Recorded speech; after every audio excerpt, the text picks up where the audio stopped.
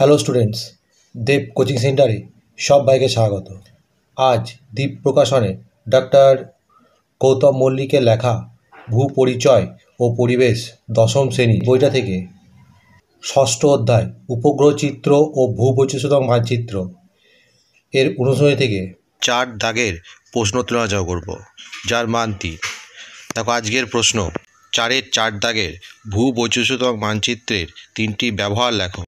এর উত্তর লিখবে ভূবৈচিত্র্যময় মানচিত্রের ব্যবহার। ভূবৈচিত্র্যময় মানচিত্রের 3টি ব্যবহার হলো: 1. সামরিক প্রয়োজন। ভূবৈচিত্র্যময় মানচিত্র সবচেয়ে বেশি ব্যবহৃত হয় সামরিক প্রয়োজনে। 2 নম্বর লিখবে ভূমি ব্যবহারের পরিবর্তন বা নদীর গতিপথের পরিবর্তন বোঝার জন্য। কোনো অঞ্চলে ভূমি ব্যবহার পরিবর্তন বা নদীর গতিপথের পরিবর্তন বোঝার জন্য বিভিন্ন সময়ে প্রকাশিত ভূবৈচিত্র্যসূচক মানচিত্র ব্যবহার করা হয়।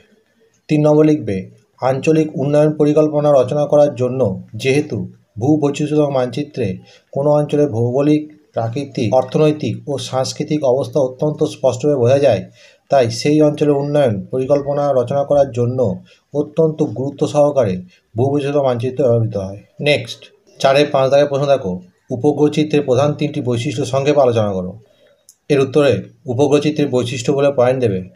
সাব পয়েন্টে লিখবে সংগ্রহের উপকরণ। মহাকাশে প্রতিস্থাপিত কৃত্রিম উপগ্রহে রাখা ক্যামেরা বা সেন্সরের মাধ্যমে উপগ্রহ চিত্র সংগৃহীত।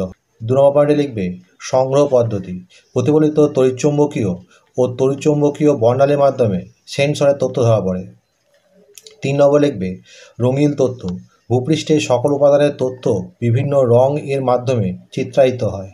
4 নম্বর লিখবে বিস্তৃত অঞ্চলের তথ্য।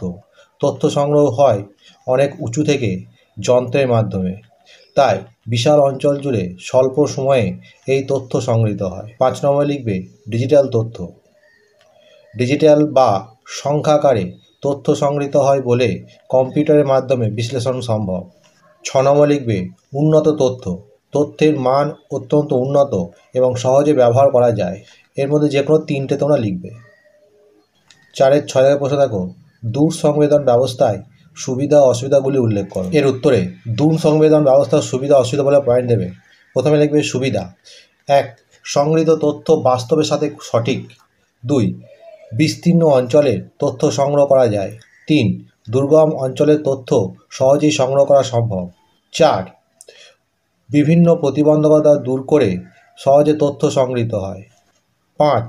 ডিজিটাল আকারে তথ্য সংগৃহীত হয় বলে কম্পিউটারের মাধ্যমে সহজে ও দ্রুত তা বিশ্লেষণ করা সম্ভব। 6. প্রতিনিয়ত এই তথ্য পাওয়া যায় বলে তথ্যের পরিবর্তন কি ঘটল তা ধরে ফেলা যায়। অসুবিধা পয়েন্ট দেবে। 1 নম্বর লিখবে প্রযুক্তির উন্নতি ছাড়া এই তথ্য সংগ্রহ সম্ভব নয়। 2. অত্যন্ত ব্যয়বহুল বলে সব দেশ তথ্য সংগ্রহ করতে পারে না। 3. অঞ্চলের ছোট ছোট তথ্য অনেক সময় পাওয়া যায় না। 4. তথ্য বিশ্লেষণে বিশেষ প্রযুক্তি ও জ্ঞানের দরকার হয়। 4-এর 7 দাগের প্রশ্ন দেখো, ভূবৈচিত্র্যময় মানচিত্রে ব্যবহৃত বিভিন্ন ধরনের স্কেলের উল্লেখ ছকের মাধ্যমে করো। এর উত্তরটা 4-এর 1 দাগের প্রশ্নের যা উত্তর সেম হবে, তোমরা করে নেবে। এর পরের প্রশ্ন দেখো, জিও স্টেশনারি ও সানসিনক্রোনাস উপগ্রহের মধ্যে পার্থক্য করো। এর উত্তরে লিখবে ভূ সমলয় ও সূর্য তুলনাকারী উপগ্রহের 3টি পার্থক্য। 3 ভাগ করবে ভিত্তি ভূসমলয় উপগ্রহ বা জিওস্টেশনারি উপগ্রহ আর সূর্য তুলনাকারী উপগ্রহ বা সানসিনক্রোনাস উপগ্রহ। 1 নম্বর লিখবে বিষয়। পৃথিবীর আবর্তনের সাথে তাল মিলিয়ে পশ্চিম থেকে পূর্বে নিরক্ষরেখা বরাবর প্রদক্ষিণ করে।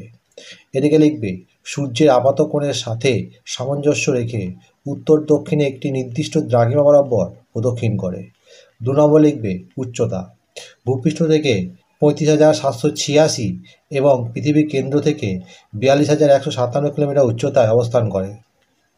এদিকে লিখবে ভূপৃষ্ঠ থেকে 600 থেকে 800 কিলোমিটার এবং কেন্দ্র থেকে 6,971 থেকে 7,171 কিলোমিটার উচ্চতার মধ্যে অবস্থান করে। 3 নম্বর লিখবে কক্ষপথ। পরিধি প্রায় 2.25 লক্ষ কিমি, যেটি 23 ঘন্টা 56 মিনিট 4 সেকেন্ড অতিক্রম করে এবং বেগ 3 কিলোমিটার পার সেকেন্ড।